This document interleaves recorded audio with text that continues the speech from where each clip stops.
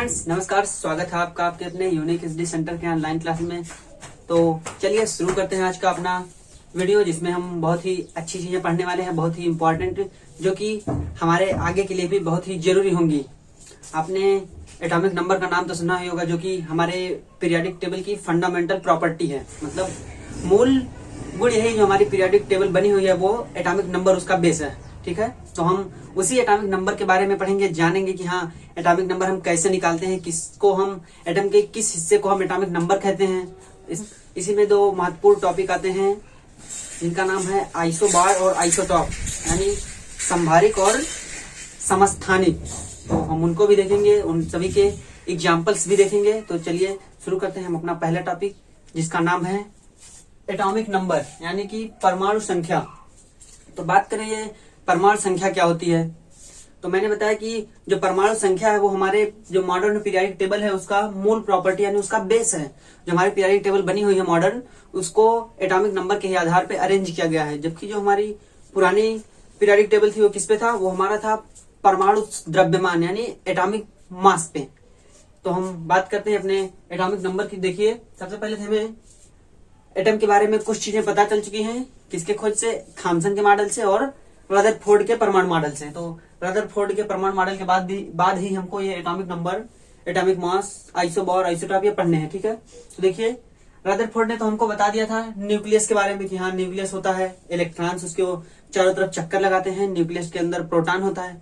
तो बात आएगी वहीं से एटॉमिक नंबर की। देखिए क्या है, the presence of positive charge on the nucleus is due to the proton in the nuclear. क्या कि जो पॉजिटिव चार्ज होता है न्यूक्लियस पे, मतलब नाभिक पे जो धनावेश होता है, वो किसके कारण होता है?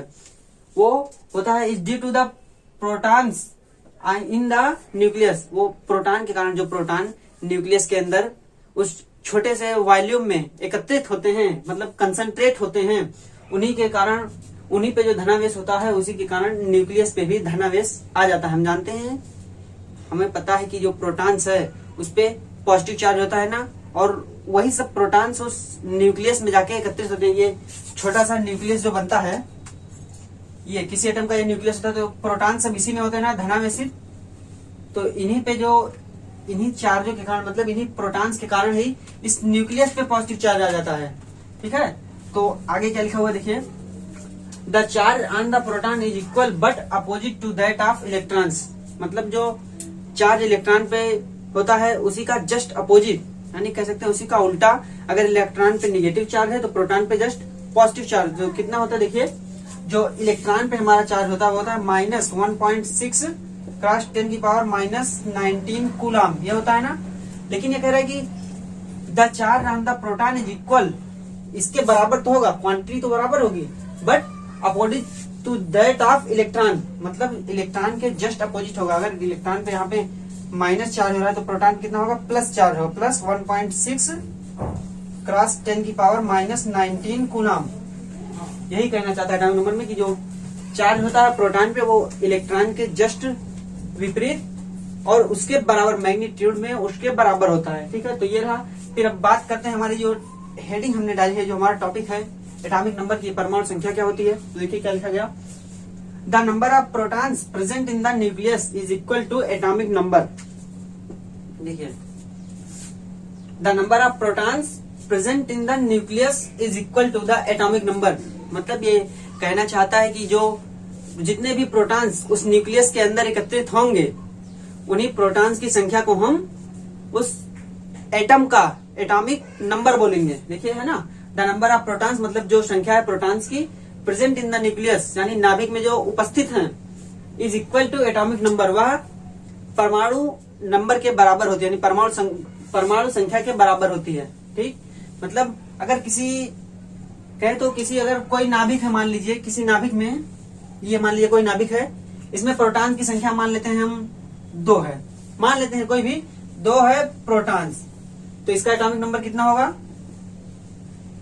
इसका एटॉमिक नंबर जो होगा वो कितना? 2। इसके कहने का तात्पर्य यही है कि आप ये ध्यान दीजिए कि जितने प्रोटॉन्स होंगे किसी एटम में या किसी नाभिक में, जितने प्रोटॉन्स होंगे, उस एटम का जो एटॉमिक नंबर यानी परमाणु संख्या होगी वो उसी प्रोटॉन के नंबर के बराबर होगी। ठीक, तो अब ये आपको समझ में आ गया? नहीं तो हम कुछ एग्जाम्पल ले लें। देखिए, अगर हम एग्जाम्पल लें तो इस पे अगर हम लिखें एलिमेंट कॉलम ना, इस पर यहाँ पे प्रोटॉन्स और यहाँ पे हम कहें एटॉमिक नंबर, एटॉमिक नंबर, ठीक है। तो अगर हम अपने पीरियोडिक टेबल से कोई भी एग्जाम्पल लें, कोई भी एलिमेंट लें, तो देखिए अगर हम एलिमेंट ले लेते हैं, मान लीजिए हमारे पास है सबसे पहले पहला आइटम हमारा जो है हाइड्रोजन, फिर हम दूसरा एग्जाम्पल लें एक एक के बाद। देखिए हाइड्रोजन में प्रोटॉन की संख्या कितनी, हमें पता है कि हाइड्रोजन में जो पीरियोडिक टेबल हमारे इस समय एटॉमिक नंबर दी गई है वो 1 है, लेकिन प्रोटॉन की संख्या कितनी है पहले बताइए। तो हाइड्रोजन में प्रोटॉन की संख्या कितनी, 1। तो इसका एटॉमिक नंबर यानी इसका जो परमाणु संख्या होगी वो भी इसी के बराबर होगी, क्योंकि बाय डेफिनेशन की the number of protons present in the nucleus is equal to atomic number, मतलब जो परमाणु संख्या होगी वो नंबर ऑफ प्रोटॉन्स के बराबर होगी। तो देखिए 1, तो एटॉमिक नंबर कितना हो जाएगा 1। फिर बात करें अगर कोई दूसरा एलिमेंट लें, मान लीजिए हम ले लेते हैं लिथियम, इसका एटॉमिक नंबर हमको पता है पीरियोडिक टेबल से 3 होता है, लेकिन इसके अंदर जो प्रोटॉन्स की संख्या होती है वो भी होती है 3, तो इसी के बराबर एटॉमिक नंबर भी 3। फिर बात करें अगर कोई दूसरा एलिमेंट लें, मान लीजिए हम लेते हैं सोडियम, ये सिंबल तो सभी को पता होगा ना, Na सोडियम। तो सोडियम में जो प्रोटॉन की संख्या होगी वो कितनी होगी, सोडियम के प्रोटॉन की संख्या होती है 11। तो इसका हमको पता है कि इसका एटॉमिक नंबर भी जो होता है वो भी 11 होता है ना, एटॉमिक नंबर भी 11 होता है। इसी तरीके से हम और भी एलिमेंट चाहें, जो कोई भी हम लेना चाहें उसको भी ले सकते हैं। मान लीजिए हम या तो पीरियोडिक टेबल के लेफ्ट साइड से होगी, हम राइट साइड से कोई भी एलिमेंट ले लें। मान लीजिए हम ले लेते हैं क्लोरीन। क्लोरीन में जो प्रोटॉन्स की संख्या होती है कितनी, 17 यानी कि 17। तो एटॉमिक नंबर भी क्लोरीन का कितना होता है, 17। देखिए ना, आप इन सभी में देख सकते हैं कि जो एलिमेंट्स है जो उसका प्रोटॉन के नंबर है वो एटॉमिक नंबर के बराबर है। डिफिनेशन भी यही बता रहे कि the number of protons present in the nucleus is equal to atomic number, मतलब जो प्रोटॉन्स की संख्या किसी एटम के अंदर होगी यानी उस किसी न्यूक्लियस में जो प्रोटॉन की संख्या होगी वही उस एटॉमिक नंबर के बराबर होगी, उसके एटॉमिक नंबर के बराबर होगी। तो कहें तो ये टॉपिक आपके लिए बहुत ही महत्वपूर्ण है। बहुत बार एटॉमिक नंबर्स की डिफिनेशन पूछ ली जाती है, और भी कोई एलिमेंट्स दे करके उसमें इलेक्ट्रॉन, प्रोटॉन, न्यूट्रॉन सभी की संख्या देने के बाद उसे एटॉमिक नंबर पूछ लिया जाता है। तो अभी हम इन सब पे क्वेश्चंस भी लगाएंगे जिससे आपको इसके क्वेश्चन भी समझ में आएंगे बहुत अच्छे तरीके से। आप कोई भी क्वेश्चन आपको फंसेगा नहीं जो इस टॉपिक से आ जाएगा, एटॉमिक नंबर से, एटॉमिक मास से, नंबर ऑफ प्रोटॉन निकालना हो, नंबर ऑफ इलेक्ट्रॉन निकालना हो, नंबर ऑफ न्यूट्रॉन्स निकालने हो, तो इन सभी से हम क्वेश्चंस लगाएंगे तो आपका कोई भी क्वेश्चन फंसेगा नहीं। आप कहीं से भी कोई भी क्वेश्चन ले लीजिएगा, कोई आपको फंसने वाला नहीं है। सब आप बहुत ही आसानी से, बिल्कुल आसान तरीके से आप उसको लगाएंगे, ठीक। तो अब इसमें एक बात और एक तरीके से इसकी डिफिनेशन और दी गई है। ये जो डिफिनेशन है ये तो आप कहीं भी लगाएं। जैसा हम जानते हैं कि जो एटम्स पाए जाते हैं वो एनायंस के रूप में पाए जाते हैं, धनायंस के रूप में पाए जाते हैं, मतलब ऋणायन के रूप में पाए जाते हैं, धनायन के रूप में पाए जाते हैं। कहें तो वो पॉजिटिव चार्ज के रूप में पाए जाते हैं कि एटम पे पॉजिटिव चार्ज होता है, और देखें तो एटम पे नेगेटिव चार्ज भी होता है। तो हम ये जो फॉलो करेगा वो आपको सिंपल एटम यानी जो इलेक्ट्रिकली न्यूट्रल होगा, जिसमें कोई भी चार्ज ना हो, उसके लिए हम दूसरा। लेकिन ये जो है ये हर जगह के लिए पॉसिबल है। आप चाहे ये उसपे कोई भी एलिमेंट हो और निगेटिवली चार्ज है, मतलब ऋणायन हो तो भी ये काम करेगा, वो धनायन हो मतलब वो उसके ऊपर पॉजिटिव चार्ज हो तो भी ये काम करेगा। लेकिन अगर न्यूट्रल है तो भी ये काम करेगा। फिर न्यूट्रल के लिए एक और रूल है, आप उससे भी पता लगा सकते हैं कि उसका एटॉमिक नंबर, उसका परमाणु संख्या कितनी होगी। तो पहले में हमने देखा कि जो वो कुछ भी हो, चाहे वो एनायन हो एनायन मतलब ऋणायन हो, या कैटायन यानी धनायन हो, तो या फिर वो न्यूट्रल एटम हो मतलब इलेक्ट्रिकली न्यूट्रल, जिससे कोई चार्ज या ना हो, साधारण एटम हो, तो भी जो प्रोटॉनों की संख्या होगी वो एटॉमिक नंबर के बराबर होगी। लेकिन अगर बात करें हम इलेक्ट्रॉनों से रिलेट करके, मतलब इलेक्ट्रॉनों से संबंध करके बात करें, तो देखिए जब इलेक्ट्रॉनों की संख्या तभी एटॉमिक नंबर के बराबर होगी जब जो एटम है वो इलेक्ट्रिकली न्यूट्रल हो। मतलब कह सकते हैं कि जब उसपे ना तो पॉजिटिव चार्ज हो ना तो निगेटिव चार्ज हो, मतलब ना कैटायन हो और ना ही एनायन हो। तब जो एटॉमिक नंबर होगा वो बराबर होगा नंबर ऑफ इलेक्ट्रॉन्स, मतलब इलेक्ट्रॉनों की संख्या के। तो देखिए क्या लिखा गया, in case of electrically neutral atom, मतलब जब इलेक्ट्रिकली न्यूट्रल एटम, विद्युत निष्क्रिय एटम कह सकते हैं, इसमें कोई चार्ज ना हो, neutral atom, the number of electrons in an atom is equal to the number of protons. देखिए the number of electrons in an atom is equal to the number of protons. पहले तो atomic number बाद में, पहले जब neutral atom होगा तो उसमें इलेक्ट्रॉन और प्रोटॉन की संख्या बराबर होगी। ऐसा क्यों होगा, क्योंकि हमने बताया कि जो चार्ज होता है प्रोटॉन पे वो इलेक्ट्रॉन के चार्ज के बराबर होता है। सिर्फ एक फर्क होता है, अगर इलेक्ट्रॉन पे नेगेटिव चार्ज है, इलेक्ट्रॉन पे नेगेटिव चार्ज होता है तो प्रोटॉन पे पॉजिटिव चार्ज होगा, लेकिन जो मैग्नीट्यूड होगा चार्ज का वो सेम होगा, यानी 1.6 गुणे 10⁻⁻19 कूलम, दोनों पे चार्ज वही होगा। बस फर्क इतना है कि प्रोटॉन पे पॉजिटिव चार्ज और इलेक्ट्रॉन पे नेगेटिव चार्ज। तो देखिए वही कह रहा है कि the number of electrons in an atom is equal to the number of protons. जब एटम, अगर न्यूक्लियस है उसमें जो प्रोटॉन की संख्या है, जो उस पे चार्ज आ गया न्यूक्लियस पे, वो चार्ज तो उन प्रोटॉन्स की संख्या के बराबर। फिर जो उसके बाहर, न्यूक्लियस के बाहर एटम में जो इलेक्ट्रॉन्स हैं उनमें जो चार्ज होगा, सभी इलेक्ट्रॉनों का जो चार्ज का योग होगा वो उस न्यूक्लियस के चार्ज के बराबर होगा। तभी तो हम उस एटम को इलेक्ट्रिकली न्यूट्रल बोलेंगे, जब दोनों तरफ चार्जेस बराबर हो। अगर कहें तो अगर इसको हम एक एटम माने, इसको तो जो इसको अगर हम एटम माने और ये हमारा मान लीजिए न्यूक्लियस है छोटा सा, इसके अंदर तो नहीं कर सकते, लेकिन मान लीजिए हम ये न्यूक्लियस हमारा है, तो जो पॉजिटिव चार्ज इस पे होगा अगर उसी मैग्नीट्यूड, मतलब उसी मात्रा में नेगेटिव चार्ज इन इलेक्ट्रॉनों पे हो, तभी तो हम इसको न्यूट्रल बोलेंगे। अन्यथा हम इसको, अगर ये न्यूट्रॉनों की संख्या ज्यादा होगी, मतलब न्यूट्रॉनों का चार्ज ज्यादा हो गया तो एटम पे नेगेटिव चार्ज आ जाएगा, तब हम इसको क्या बोलेंगे, ऋणायन। और अगर न्यूक्लियस पे चार्ज ज्यादा हो गया इलेक्ट्रॉन की तुलना में, तो हम क्या बोलेंगे, ये पॉजिटिव चार्ज है तो हम बोलेंगे धनात्मक, यानी धनायन। तो वही कह रहा है कि जब न्यूट्रल की केस होगी तब बात आएगी कि इलेक्ट्रॉन और प्रोटॉन की संख्या बराबर होगी। और क्या देखिए कह रहा है, and it is also equal to the atomic number, और यह एटॉमिक नंबर के भी बराबर होगा। तो देखिए जो इलेक्ट्रॉन की संख्या अगर न्यूट्रल एटम है तो प्रोटॉन की संख्या बराबर होगी, और साथ में बराबर होगी हमारे एटॉमिक नंबर, मतलब परमाणु संख्या भी उसी इलेक्ट्रॉनों की संख्या के बराबर होगी। अब अगर हम इनसे रिलेशन लिखें, एक रिलेशन लिखें तो देखिए क्या होगा, रिलेशन लिखे तो है तो एटॉमिक नंबर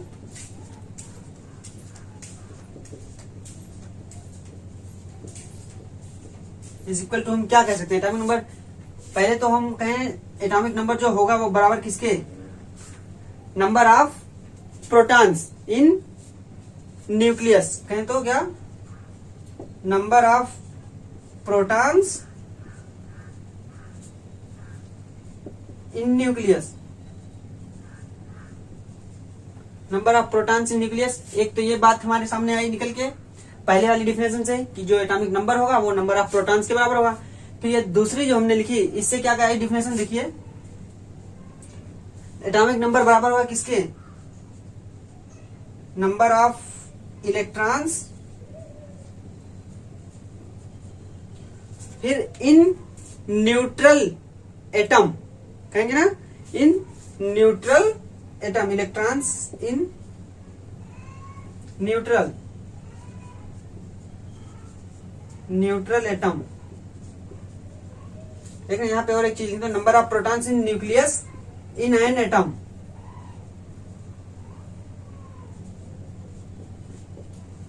ठीक है, तो यहाँ से एक बात और भी हम कह सकते हैं, यहाँ पे देखिए number of protons in nucleus is an atom in an atom. फिर अगर हम देखें तो यहाँ पे एक बात और हम कहें तो कह सकते हैं कि न्यूक्लियस, जब जो एटम है वो न्यूट्रल होगा तब जो नंबर ऑफ प्रोटॉन्स होगा, देखिए नंबर ऑफ प्रोटॉन्स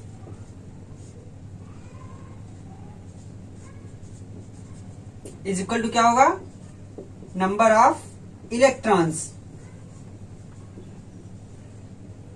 ये केस बनेगी ना, कब, इन कह सकते हैं इन न्यूट्रल एटम,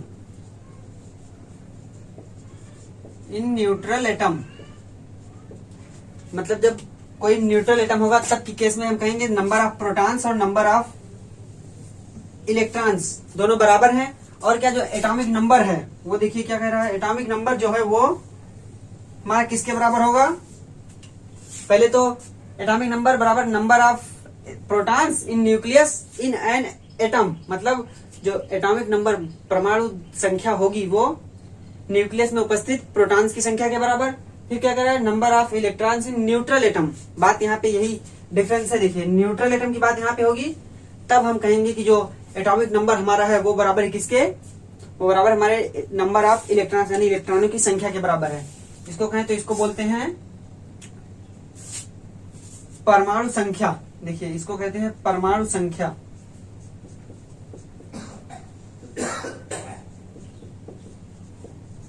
परमाणु संख्या ठीक, तो परमाणु संख्या किसके बराबर होगी, यहाँ पे अगर हिंदी में हम लिखें तो कहेंगे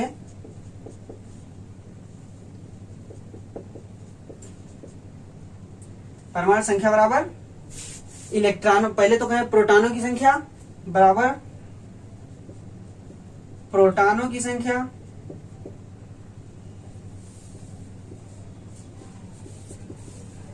प्रोटॉनों की संख्या किसमें, तो हम देखिए परमाणु संख्या बराबर प्रोटॉनों की संख्या, इसको हम लिख सकते हैं कहा परमाणु में एक प्रोटॉनों की संख्या, फिर इसको और भी लिखे तो क्या इलेक्ट्रॉनों की संख्या, लेकिन कब, जब न्यूट्रल एटम हो, कहें क्या इलेक्ट्रॉनों की संख्या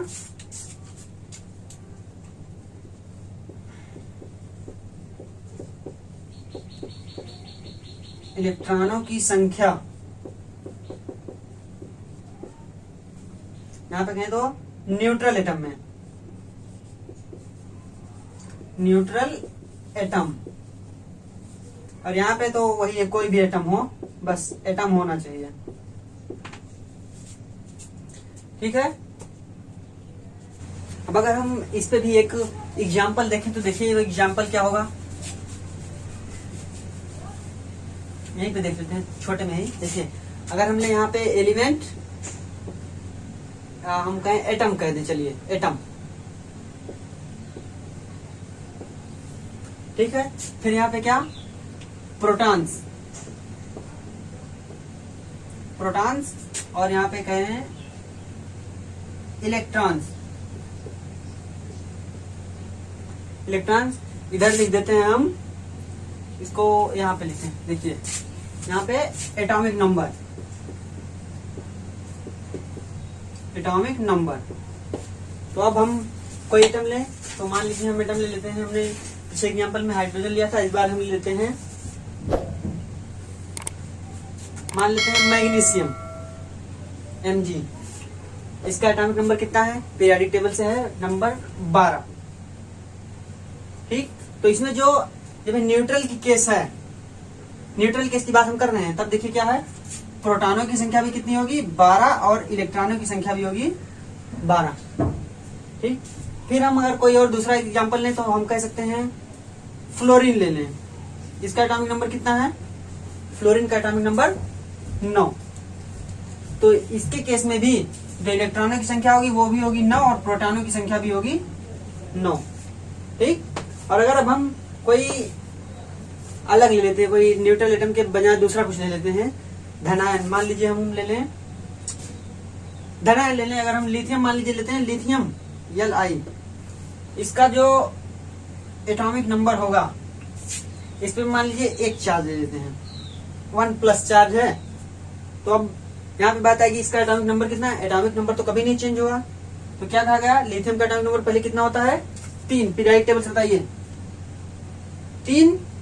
फिर अब बात आएगी प्रोटॉन की संख्या कितनी है और इलेक्ट्रॉन की संख्या कितनी है, तो प्रोटॉन की संख्या कितनी बराबर होगी, है ना कि जो प्रोटॉन की संख्या हो हमेशा, चाहे वो ऋणायन हो या धनायन हो या न्यूट्रल एटम हो, तो प्रोटॉन की संख्या एटॉमिक नंबर के बराबर होगी, तो कितना, प्रोटॉन की संख्या 3, लेकिन जो इलेक्ट्रॉन की संख्या आएगी वो कितनी आएगी, इसके लिए अभी हमको रिलेशन पढ़ाना है। जब हम इलेक्ट्रॉन की संख्या हम देख सकते हैं कितना होगा, देखिए 3 हो गया, लेकिन जो इलेक्ट्रॉन की संख्या होगी वो अभी तो आपको समझ में आएगा, यहाँ से एक इलेक्ट्रॉन बाहर निकल गया है, तो यहाँ पे इलेक्ट्रॉनों की संख्या 2 बचेगी, ठीक है। इसको आप बाद में अच्छे से समझेंगे जब और आगे पढ़ेंगे हम। तब हम इन रिलेशन एक बताएंगे, उसके अनुसार हम इन सभी को निकालेंगे। ठीक है, तो देखिए अब हम जान लेते हैं हमारा जो एटॉमिक नंबर तो हो गया, परमाणु संख्या। उम्मीद करता हूँ कि परमाणु संख्या आपको बहुत अच्छे से समझ में, किसी भी एटम से अगर कोई भी एटम देके आपको उसकी परमाणु संख्या पूछ ले, बता ले जाएंगे अच्छे से। अगर आपको एटॉमिक नंबर पता है, एटॉमिक नंबर मान लीजिए दे दिया जाए तो आपसे पूछ ले प्रोटॉन की संख्या, तो आप सीधे सीधे बताएंगे जो एटॉमिक नंबर वही हमारा प्रोटॉन की संख्या। अगर कोई न्यूट्रल एटम दे दे तब आपको इलेक्ट्रॉनों की संख्या दे दे और पूछ ले, तब बताइए आप प्रोटॉनों की संख्या बताइए और एटॉमिक नंबर बताइए, तब भी आप कहेंगे जो इलेक्ट्रॉन की संख्या है वही प्रोटॉन की संख्या होगी और वही होगी हमारी एटॉमिक नंबर। अब हम बात करेंगे जो हमारा अगला टॉपिक है जिसका नाम है मास नंबर यानी द्रव्यमान संख्या। इसको पढ़ने से पहले एक बात और, एटॉमिक जो हमने पढ़ा हमारा एटॉमिक नंबर यानी परमाणु संख्या, उसमें एक चीज और रहेगी उसका नोटेशन। तो लिख लीजिए कि हम परमाणु संख्या का जो नोटेशन है वो हमारा है Z। इसको हम परमाणु संख्या कहते हैं। ठीक है, मतलब एटॉमिक नंबर, जब हम एटॉमिक नंबर किसी भी एटम के एटॉमिक नंबर को दर्शाते हैं तो हम उसको Z से लिखते हैं। ठीक है, आप फार्मूले में भी Z लिख लीजिएगा। फिर हम बात करें अब तो हमारा जो टॉपिक है वो है मास नंबर। अब ये मास नंबर यानी द्रव्यमान संख्या क्या होती है। हमको पता है कि किसी भी पार्टिकल या किसी भी कहते हैं कोई भी वस्तु हो तो अगर उसका मास हमको निकालना है तो जो उसके साथ जो वो कोई वस्तु है उसका जो फंडामेंटल पार्टिकल होगा, मतलब जो मूल कण होगा जिससे मिलके वो बना होगा, उन सभी जितने मूल कण उसको उस वस्तु को बनाने में लगे होंगे उन सभी का वेट हम करेंगे, तभी हमको मास नंबर मिलेगा। ठीक, मगर अगर मान लें ये पेन हम मान लेते हैं ये मार्कर, तो अगर हमें इसका मास नंबर निकालना हो, द्रव्यमान इसका निकालना हो तो हमको पूरे को ऐसे वेट करना पड़ेगा। इससे क्या होगा कि इसके जितने भी पार्टिकल हैं उन सभी का वेट हमने निकाला, तब जाके हमें इस पूरे मार्कर का वेट आया। ठीक उसी तरीके से हम मास नंबर यानी द्रव्यमान संख्या एटम्स की भी निकालेंगे। देखिए क्या कह रहे हैं, the mass of the nucleus is due to protons and neutrons.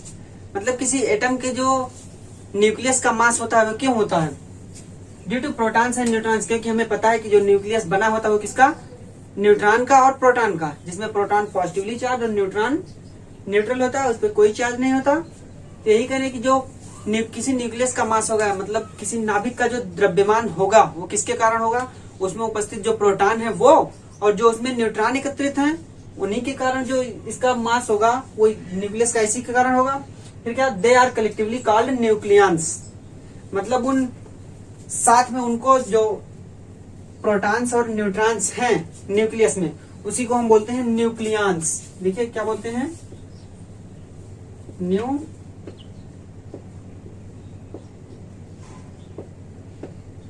Nucleons, मतलब न्यूक्लियस के अंश, नाम से अगर देखें तो न्यूक्लियस के अंश यानी न्यूक्लियस का जो जो अंश है उसी को हम साथ में न्यूक्लियंस बोलते हैं।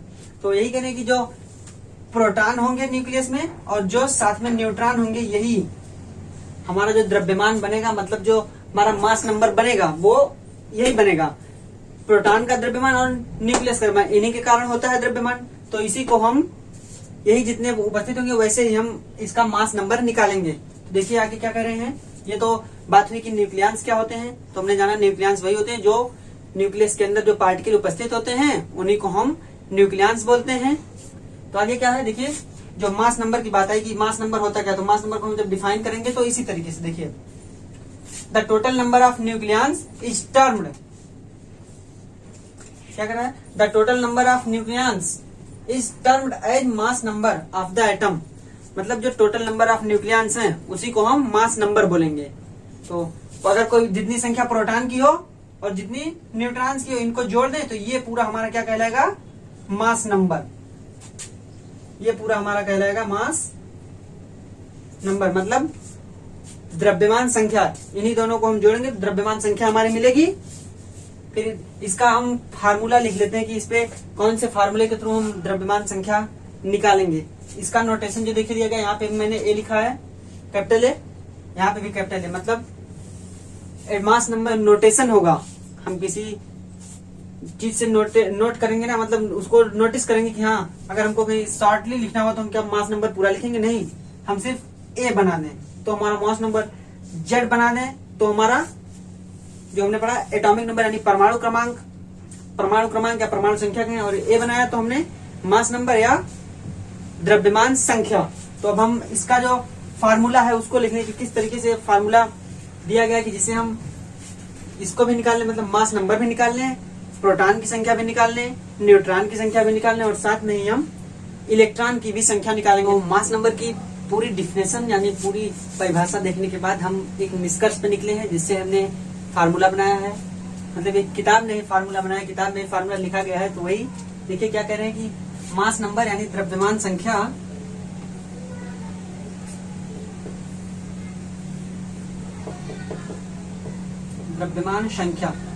ये किसके बराबर होगी? अगर हम इसको फार्मूले के रूप में लिखे तो देखिए क्या कर रहे हैं, mass number number of protons plus number of neutrons, मतलब प्रोटॉन की संख्या प्लस न्यूट्रॉन की संख्या जो होगी वो बराबर होगी किसके?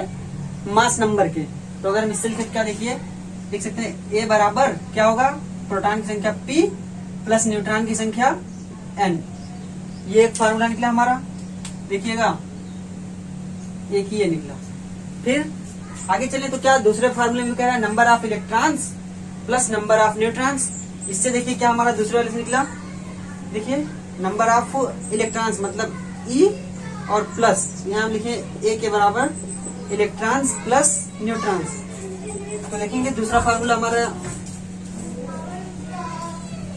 ये निकला,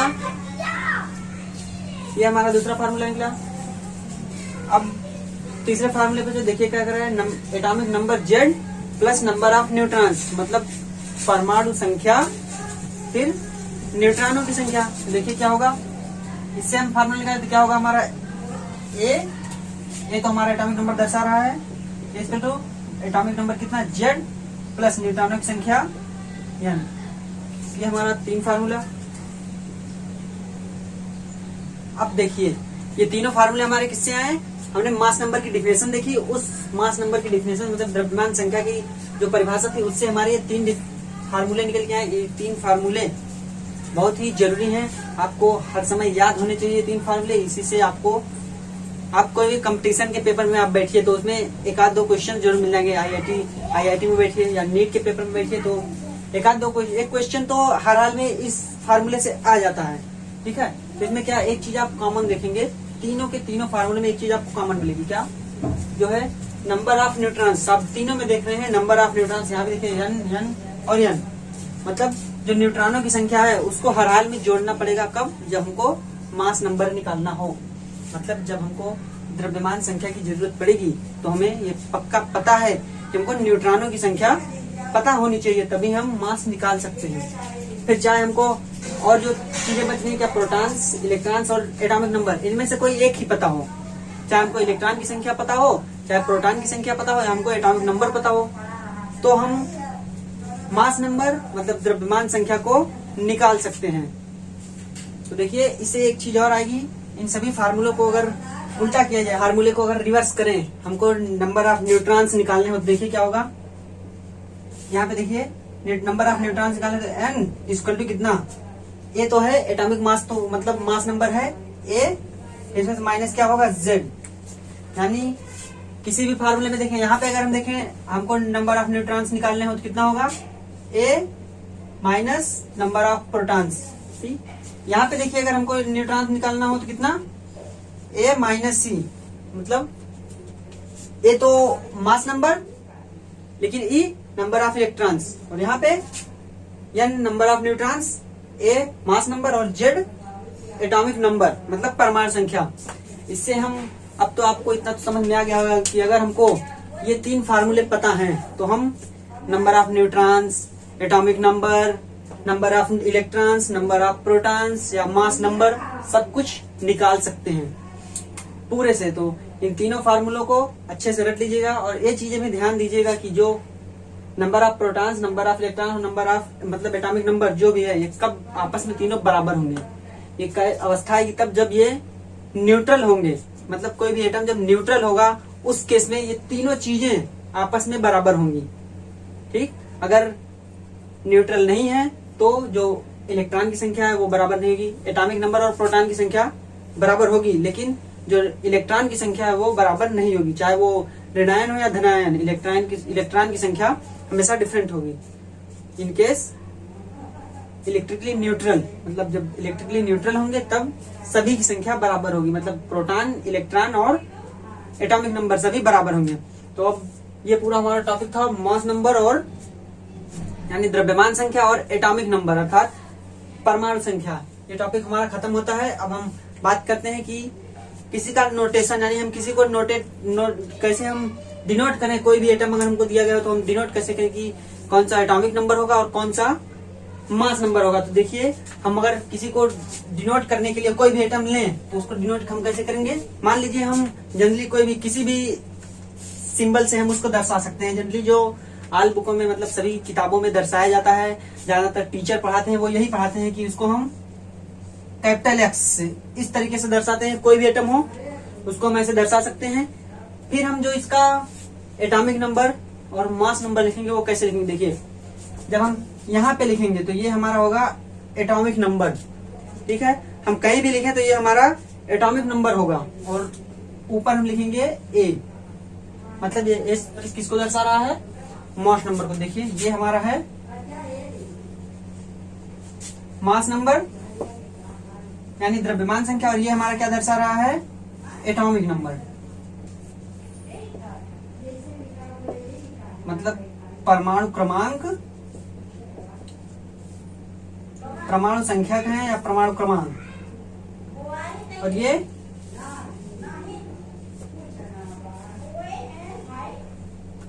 द्रव्यमान संख्या।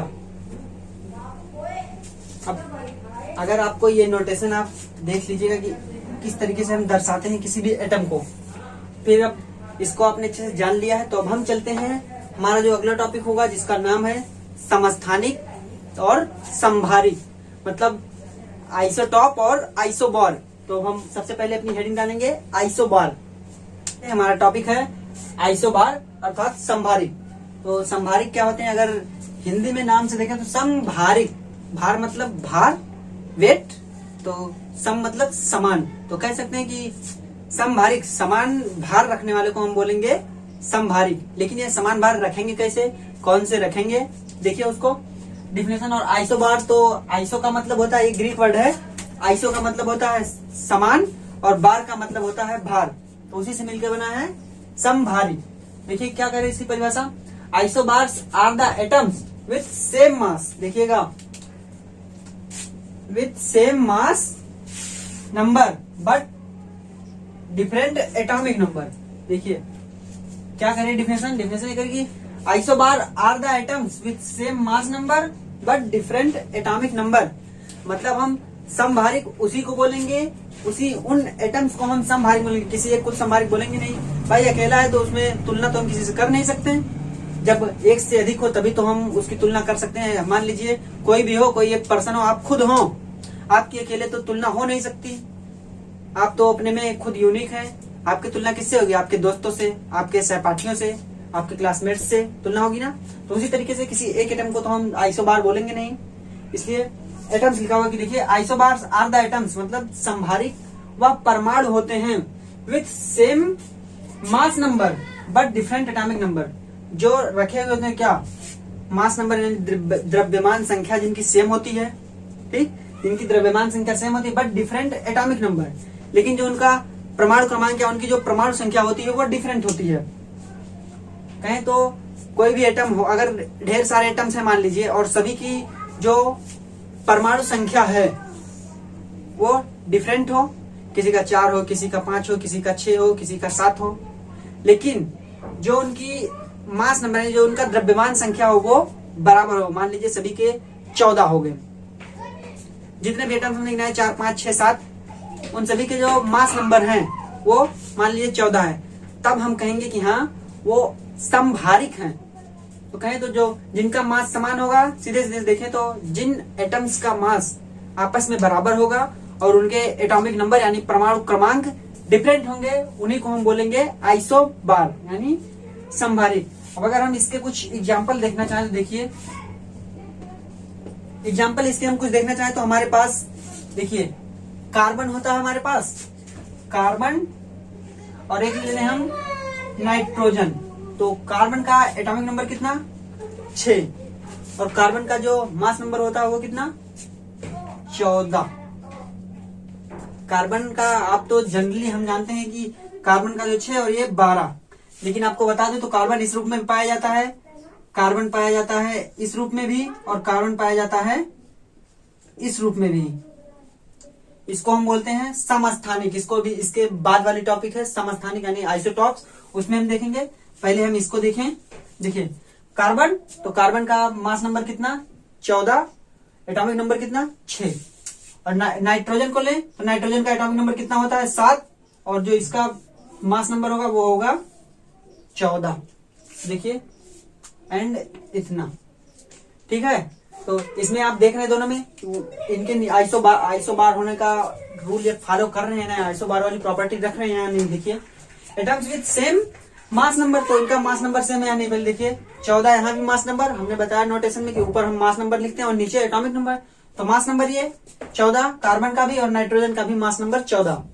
जब बात आई आगे देखिए बट डिफरेंट एटॉमिक नंबर, और जो परमाणु क्रमांक है यानी परमाणु संख्या है वो डिफरेंट है।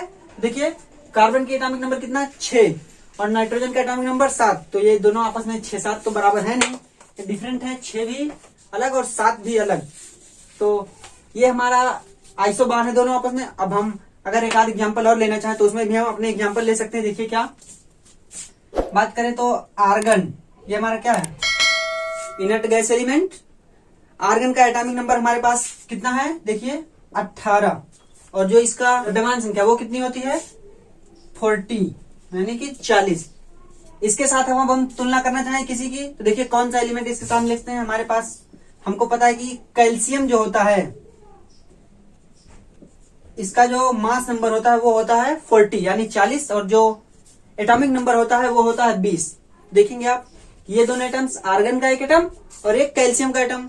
ये हमारा कौन सा है इनर्ट गैस एलिमेंट और ये हमारा बेसिक प्रॉपर्टी दिखाता है यानी फर्स्ट का एलिमेंट है पहले एस ब्लॉक का। तो देखिए क्या इनमें समानता है वही सेम वाली।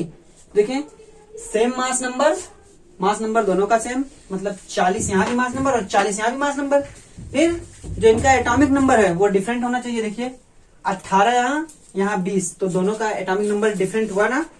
और अगर हम एक और लेना चाहें इसी में हम और लिखने, देखिए अगर हम ऑक्सीजन को लिख दें, ऑक्सीजन 8 होता है एटॉमिक नंबर, ऑक्सीजन का एटॉमिक नंबर 8 और जो मास नंबर ऑक्सीजन का होता है वो हमारा होता है 14। तो देखेंगे यहाँ पे ये तीनों, इन तीनों को हम देखें तो तीनों हमारे क्या हैं आइसोबार हैं। सभी के भार, इन तीनों के भार हमारे बराबर है। देखिए 14 कार्बन का, नाइट्रोजन का 14, ऑक्सीजन का भी 14। फिर इस केस में देखें तो आर्गन 40 और कैल्शियम का भी 40 और दोनों का एटॉमिक नंबर 18 और 20।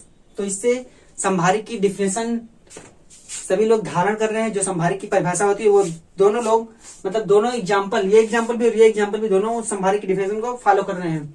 मगर एक डिफिनेशन और लिखें, इसी को दूसरे तरीके से देखना चाहें, इसी को आइसोबार, तो क्या इस आइसोबार की डिफिनेशन हम दूसरे तरीके से डिफाइन करें तो हम कह सकते हैं कि the atoms that have same number of nucleons, the atoms that have same,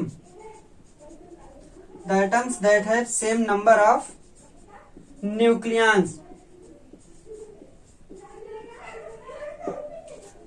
तो देखिए क्या लिखा है, the atoms that have same number of nucleons, मतलब हम कहें तो वो एटम्स, मतलब वो परमाणु जो नंबर ऑफ न्यूक्लियंस बराबर रखते हो। न्यूक्लियंस बताना क्या होता है, न्यूक्लियंस मतलब number of proton plus number of neutrons, उन्हीं को कलेक्टिवली मतलब एक साथ साथ हम न्यूक्लियंस बोल देते हैं। तो जब जो एटम्स होंगे, मतलब जो परमाणु होंगे, उनकी जो नंबर ऑफ न्यूक्लियंस होगी, मतलब उनमें न्यूक्लियंस की संख्या होगी, वो अगर बराबर होगी तब हम उसको बोलेंगे संभारिक यानी आइसोबार। तो ये आइसोबार था पूरा। ये एग्जांपल आप देख लीजिए एक बार फिर से, आप इसका अपनी कॉपी पे अच्छे से लिखिएगा, इसको तैयार भी अच्छे से। इसका एग्जांपल पूछ देता है कि बताइए कौन, ढेर सारे ऐसे दे देगा, ढेर सारे मान लीजिए ऐसे भी दे दे तो कहेगा छाटिए इसमें कौन संभारिक है यानी कौन आइसोबार है। तो हमारा जो टॉपिक है उसका नाम है आइसोटॉप्स यानी समस्थानिक। तो संभारिक के बाद अब समस्थानिक की बारी आती है। तो देखिए समस्थानिक की परिभाषा क्या है। समस्थानिक, अगर जैसे संभारिक नाम से ही पता चल रहा था समभारिक समान भार वाले, उसी तरीके से समस्थानिक भी नाम से पता चल रहा है समस्थानिक, मतलब समान स्थान रखने वाले को हम समस्थानिक बोलेंगे। तो इसकी परिभाषा क्या है देखिए, atoms with identical atomic number but different mass number are called isotopes. क्या? Atom with identical atomic number मतलब एटॉमिक नंबर परमाणु क्रमांक सबका same but different mass number, लेकिन जो द्रव्यमान संख्या है वो डिफरेंट होगी, मतलब अलग अलग होगी, आर कॉल्ड आइसोटॉप्स। सीधे कहें तो समस्थानिक वे एटम्स यानी उन एटम्स को हम समस्थानिक बोलते हैं जिनका जो एटॉमिक नंबर यानी परमाणु संख्या होती है वो बराबर हो और जो यानी जिनका द्रव्यमान संख्या, जिनका मास नंबर डिफरेंट हो। तो जब समस्थानिक हमको कहना है तो पीरियोडिक टेबल में हम उन्हीं को समस्थानिक कहेंगे ना जिनका एटॉमिक नंबर हमको सेम मिलेगा, नहीं तो हम समस्थानिक कह ही नहीं सकते क्योंकि पीरियोडिक टेबल में कुल ढेर सारे तत्व पाए जाते हैं। तो देखिए वही कह रहा है कि जो जिन एटम्स का एटॉमिक नंबर सेम होगा और उनका मास नंबर डिफरेंट होगा उसी को हम आइसोटोप बोलेंगे। फिर इनकी एक ये डिफरेंस क्यों आता है, ये देखिए इनमें डिफरेंस क्यों होता है एटॉमिक नंबर सेम होने के बाद फिर इनमें डिफरेंस क्यों आता है। जैसे हम जानते हैं कि पीरियोडिक टेबल में जिन एटम्स का एटॉमिक नंबर है वो यूनिक है, तो अगर ढेर सारे एटम्स के एटॉमिक नंबर यूनिक है, सेम हो जाएंगे तो उनकी प्रॉपर्टीज भी सेम होने लगेंगी। लेकिन नहीं, देखिए यहाँ पे क्या बात है, the difference between the isotopes is due to the presence of different number of neutrons present in nucleus. मतलब कि जो डिफरेंस होता है इन आइसोटॉप्स के बीच में, जिन समस्थानिकों के बीच में जो डिफरेंस होता है वो क्यों होता है, सिर्फ न्यूट्रॉन्स की संख्या की वजह से। किसी में न्यूट्रॉन्स की संख्या ज्यादा होगी, किसी में न्यूट्रॉन्स की संख्या कम होगी, उसी से जो फर्क पड़ेगा वो मास नंबर पर पड़ेगा, क्योंकि मास नंबर जो सम होती है किसका, एटॉमिक नंबर का और नंबर ऑफ न्यूट्रॉन्स का, यानी प्रोटॉन या कहें प्रोटॉन की संख्या का और न्यूट्रॉन की संख्या का। तो वही, या फिर एक और डिफिनेशन, एक और सूत्र था हमारा क्या, नंबर ऑफ न्यूट्रॉन की संख्या प्लस इलेक्ट्रॉन की संख्या, तब हमको मास नंबर मिल रहा था। तो न्यूट्रॉन की संख्या ही मास नंबर पे डिपेंड, मास नंबर जो है न्यूट्रॉन की संख्या पे ही डिपेंड कर रहा है। ठीक है, यहाँ पे यही कह रहा है कि मास नंबर इसीलिए डिफरेंस है कि जो न्यूट्रॉन की संख्या है वो अलग अलग एटम्स में अलग अलग है। तो अगर हम इसका एग्जाम्पल लेना चाहें, आइसोटॉप समस्थानिक का एग्जाम्पल लेना चाहें तो हमको क्या चाहिए कि एटॉमिक नंबर सबका सेम हो। देखिए अगर हम इसका एग्जाम्पल लेना चाहें, किन किन एटम्स को हम ले सकते हैं, हमने भी बताया था कुछ देर पहले, कार्बन, जो कार्बन पाया जाता है एटॉमिक नंबर कितना 6 और ये पाया जाता है सबसे ज्यादा मात्रा में 12, यानी एटॉमिक नंबर 12 वो मास नंबर 12 के साथ ये सबसे ज्यादा मात्रा में पाया जाता है। और उसके बाद क्या होता है, कार्बन 6 13 मास नंबर 13, फिर मास नंबर 14 और एटॉमिक नंबर 6। तो देखेंगे आपकी ये जो कार्बन है, कार्बन तो ज्यादातर लोग सिर्फ यही जानते हैं कि कार्बन सिर्फ 6 एटॉमिक नंबर और 12 मास नंबर के साथ पाया जाता है, परमाणु क्रमांक 6 और द्रव्यमान संख्या 12 के साथ कार्बन पाया जाता है। लेकिन नहीं, कार्बन इन 3 रूपों में पाया जाता है पूरे नेचर में, मतलब कहें तो प्रकृति में कार्बन 3 रूपों में पाया जाता है, जिसमें ये 3 समस्थानिक्स हैं, जिसमें जिनका सभी का एटॉमिक नंबर जो है वो 6, लेकिन जो मास नंबर है वो सभी का डिफरेंट 12 है। 12 जो हम परिभाषा पढ़ते हैं 1 AMU की, वो कार्बन 12 पे ही पढ़ते हैं, वो कार्बन 12 यही है। फिर कार्बन पाया जाता है 13 14। तो इसमें जो सबसे ज्यादा क्वांटिटी में पाया जाता है कि कौन सा सबसे ज्यादा क्वांटिटी पाया जाएगा, देखिए ये जो हमारा कार्बन पाया जाता है इसकी मात्रा सबसे ज्यादा होती है नेचर में, सबसे अधिक मात्रा में ये पाया जाता है। फिर इसकी बारी आती है, इससे कम मात्रा में ये पाया जाता है और सबसे लीस्ट मात्रा में ये पाया जाता है। सबसे लीस्ट मात्रा में कार्बन हमारा पाया जाता है। ठीक है, और अगर हम एग्जांपल लेना चाहते हैं, एक बहुत ही फेमस एग्जांपल है हमारा हाइड्रोजन एटम का, जिसमें हमको 3 समस्थानिक मिलते हैं। क्या, तो देखिए क्या होता है वहां पे हाइड्रोजन एटम के केस में क्या होता है, हाइड्रोजन एटम हमको मिलता है 1 1, मतलब एटॉमिक नंबर 1 मास नंबर 1। दूसरा हाइड्रोजन एटम हमको किस रूप में मिलता है, एटॉमिक नंबर 1, ये बदलेगा नहीं, और मास नंबर 2। और तीसरा हमको मिलता है एटॉमिक नंबर 1 मास नंबर 3। ये है हाइड्रोजन के तीनों समस्थानिक, मतलब हाइड्रोजन अपने 3 समस्थानिकों के रूप में प्राप्त होता है। इसको बोलते हैं हम प्रोटियम,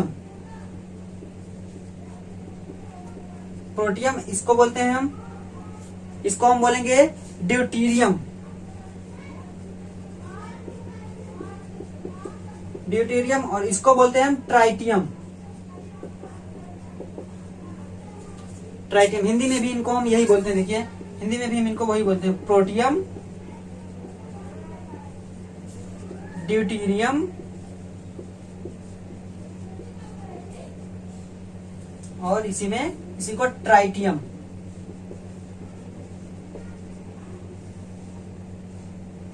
ठीक, तो हाइड्रोजन भी आप देख रहे हैं कि 3 समस्थानिक पाए जा रहे हैं, सभी के एटॉमिक नंबर सेम और मास नंबर डिफरेंट। तो दोनों एग्जाम्पलों को हम आइसोटॉप के जो हमने आइसोटॉप की डिफिनेशन लिखी है उस पर हम देखिए फॉलो कराते हैं, क्या ये इसकी परिभाषा को फॉलो कर रहे हैं। तो क्या कह रहा है, एटॉमिक नंबर आइडेंटिकल, मतलब सभी के एटॉमिक नंबर सेम होने चाहिए। तो इसमें नोटेशन में आप देखिए एटॉमिक नंबर नीचे दर्शाते हैं, तो देखिए एटॉमिक नंबर कहाँ 6 6 6, एटॉमिक नंबर सभी में सेम।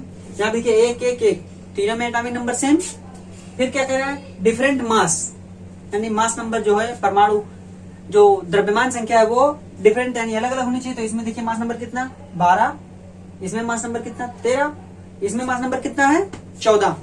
और ये तो इससे पता चल गया कि ये सब क्या है, आइसोटॉप। ये सब हमारे क्या है, आइसोटॉप, मतलब समस्थानिक आइसोटॉप। फिर इसके बारे में बात करें तो एटॉमिक नंबर हमने देखा बराबर। अब मास नंबर देखते हैं, 1 2 और 3, मतलब मास नंबर सभी के डिफरेंट। तो ये भी हमारे क्या हो गए, आइसोटॉप हुए ना, आइसोटॉप ये भी हुए। तो आप देख रहे हैं कि ये आइसोटॉप है, हमने आइसोबार पढ़ा, हमने आइसोटॉप पढ़ा। एक और एग्जांपल देखिए इसी का, आइसोटॉप का अगर हम एक एग्जांपल और लिखें तो लिख सकते हैं हम क्लोरीन। क्लोरीन और क्लोरीन, एक क्लोरीन पाया जाता है, क्लोरीन का एटॉमिक नंबर 17, इसका जो मास नंबर होता है वो होता है 35, यानी 35.5 करके समथिंग होता है। और ये भी होता है एटॉमिक नंबर 17, लेकिन जो इसका पाया जाता है मास नंबर वो 37। देख रहे हैं आप, एक एग्जांपल हमको और मिला किसका, आइसोटॉप यानी समस्थानिक का एक एग्जांपल और, एटॉमिक नंबर सेम और मास नंबर डिफरेंट। तो अब उम्मीद है कि आपको आइसोटॉप यानी समस्थानिक भी अच्छे से समझ में आया। जिस तरीके से आपने आइसोबार समझा उसी तरीके से आपने समस्थानिक भी समझ लिया है। अब हम आगे बढ़ते हैं इस पे। अब हमने 4 टॉपिक, एटॉमिक नंबर यानी परमाणु क्रमांक यानी परमाणु संख्या, दूसरा पढ़ा हमने मास नंबर यानी द्रव्यमान संख्या, और तीसरा पढ़ा हमने आइसोबार संभारिक और आइसोटॉप यानी समस्थानिक। 4 टॉपिक्स को हमने पढ़ा। नोट है जस्ट आइसोटॉप पढ़ने के बाद एक छोटा सा नोट है, इसको आप लिख लीजिएगा, इसको ध्यान दीजिएगा बहुत अच्छे से। देखिए क्या कह रहा है, बहुत ही जरूरी बात ये बता रहा है। देखिए, the chemical properties of atoms are controlled by the number of electrons, मतलब कि जो केमिकल प्रॉपर्टी रासायनिक गुणधर्म होते हैं किसी भी एटम के, वो किसके द्वारा कंट्रोल किए जाते हैं, नंबर ऑफ इलेक्ट्रॉन्स, मतलब इलेक्ट्रॉनों की संख्या के द्वारा वो कंट्रोल किए जाते हैं। कह सकते हैं कि जो कोई भी एटम हो उसका जो रासायनिक गुण होगा वो इलेक्ट्रॉनों की संख्या पर निर्भर करेगा। और देखिए क्या, which are determined by the number of protons in the nucleus, मतलब कि जो प्राप्त किया गया है कहां से, नंबर ऑफ प्रोटॉन्स से जो न्यूक्लियस में है। कह रहा है which are determined by the number of protons in the nucleus, मतलब जो प्रोटॉन की संख्या न्यूक्लियस में है उसी से डिटरमाइंड, मतलब उसी से निकाला गया जो इलेक्ट्रॉन की संख्या है, उसी पे किसी भी एटम की जो रासायनिक गुणधर्म होंगे वो उसी पे डिपेंड करेंगे। और क्या कह रहा है देखिए, number of neutrons present in the nucleus have very little effect. हमें पता है न्यूक्लियस में प्रोटॉन और न्यूट्रॉन 2 चीजें होती हैं, प्रोटॉन की संख्या तो वहां होगी लेकिन न्यूट्रॉन्स जो उपस्थित हैं वो क्या करते हैं, देखिए number of neutrons present in the nucleus have very little effect, जो न्यूट्रॉन की संख्या है वो बहुत ही हल्का इफेक्ट, मतलब बहुत ही हल्का प्रभाव छोड़ते हैं उसकी केमिकल प्रॉपर्टी में। देखिए, on the chemical properties of an element, मतलब किसी एलिमेंट या किसी एटम की जो प्रॉपर्टी होती है उस पे जो गुणधर्म रासायनिक गुणधर्म होते हैं उस पे ये बहुत हल्का प्रभाव डालते हैं, न्यूट्रॉन्स उस पे बहुत हल्का प्रभाव डालते हैं। और क्या कह रहा है, so all the isotopes of A given element so same chemical behaviour, सीधे सीधे कि जो किसी भी एलिमेंट्स के जो ढेर सारे आइसोटोप यानी ढेर सारे समस्थानिक दिए जाएं वो सेम केमिकल बिहेवियर दर्शाएंगे, मतलब कहें तो वो एक समान रासायनिक गुणधर्मों को प्रदर्शित करेंगे। यही बता रहा है कि जो रासायनिक गुण होते हैं किसी भी एटम या किसी भी एलिमेंट के, वो किसके द्वारा संचालित किए जाते हैं, संचालित किसके द्वारा कंट्रोल किए जाते हैं, वो नंबर ऑफ इलेक्ट्रॉन्स के द्वारा यानी इलेक्ट्रॉनों की संख्या के द्वारा संचालित किए जाते हैं। कैसे संचालित किए जाते हैं, जो वो उन इलेक्ट्रॉनों की संख्या के द्वारा संचालित किए जाएंगे जो उस एटम के न्यूक्लियस में प्रोटॉनों की संख्या के द्वारा प्राप्त किया गया होगा। ठीक है, और क्या, जो न्यूक्लियस है वो न्यूक्लियस में जो न्यूट्रॉन्स पाए जाते हैं वो कोई भी इफेक्ट, मतलब बहुत लिटिल इफेक्ट, बहुत हल्का सा प्रभाव डालते हैं किस पे, किसी भी एटम के रासायनिक प्रॉपर्टीज पे। तो सीधे सीधे हम इसी से कह सकते हैं कि all the isotope of A given element show same chemical behaviour, अर्थात किसी भी परमाणु के दिए गए ढेर सारे आइसोटोप, ढेर सारे समस्थानिक एक सेम बिहेवियर दर्शाते हैं, अलग अलग नहीं दर्शाते हैं। हाँ, जब बात आइसोबार की आई या समभारिक की, तब हमारे जो प्रॉपर्टीज होंगी, केमिकल प्रॉपर्टी, वो कुछ डिफरेंट होंगी। ठीक है, तो ये हमारा आज का वीडियो, इस वीडियो में इतना ही। तो ध्यान से आप लोग इस वीडियो को यहाँ तक देखने के लिए सबसे पहले तो आपका धन्यवाद कि आपने पूरा वीडियो देखा। उम्मीद करता हूँ कि आपको इस वीडियो की एक एक बात, एक एक टॉपिक बहुत अच्छे से समझ में आई होगी, और ना समझ में आई हो तो आप वीडियो को कई बार देखिएगा, क्योंकि बहुत ही इंपॉर्टेंट वीडियो है। बहुत ही अच्छे अच्छे टॉपिक मैंने इसमें पढ़ाए हैं, आप इसको अच्छे से पढ़िए। तो अभी तक के लिए धन्यवाद।